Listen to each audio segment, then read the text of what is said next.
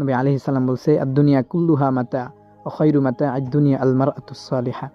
দুনিয়ার সবকিছু মূল্যবান সম্পদ, এর মধ্যে সবচাইতে দামি মূল্যবান সম্পদ হলো একজন নেককার স্ত্রী। এজন্য যে নেককার স্ত্রী পেয়ে যায়, মনে করেন তার জন্য দুনিয়াটাই জান্নাত হয়ে যায়। আর নিজের চোখের সামনে নিজের স্ত্রী বেপরদায় চলতেছে, নিজে কিছুই বলে না। নিজের সামনে নিজের মেয়েটা, নিজের বাবার সামনে তার মেয়ে বেপরদায় চলতেছে, বাবাও কিছু বলে না। আল্লাহ নবী হাদিসের মধ্যে বলছে যে, আদ-দাইয়ুস আল্লাযী লা ইয়াকুররু ফি আহলিহিল খুবুস। দাইয়ুস জান্নাতে যাবে না। তো দাইয়ুস কে? নবী বলেন, আল্লাযী লা ইয়াকুররু ফি আহলিহিল খুবুস। দাইয়ুসকে নবী বলেন আল্লাযী লা ইয়াকুররু ফি আহলিহিল খুবুস, যে তার আহলকে, যে তার পরিবারের মেয়ে লোকদেরকে, যে তার পরিবারের লোকদেরকে যে তার পরিবারের লোকদেরকে খারাপের দিকে ঠেলে দেয়, বাধা দেয় না, কোনোদিন কোনো কিছু বলে না। নবী বলেন ওই ব্যক্তি দাইয়ুস, ওই ব্যক্তি জান্নাতে যেতে পারবে না, ওর জন্য জান্নাত হারাম।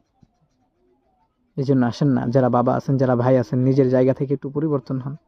নিজের ছেলে, নিজের মেয়ে, নিজের স্ত্রী, এদের প্রতি একটু সদয় হন। দুনিয়া কত কামাবেন বলেন? দিন শেষে তো কবরেই যাওয়া লাগবে। দিন শেষে কবরেই যাওয়া লাগবে। দুনিয়া কামায় কি হবে?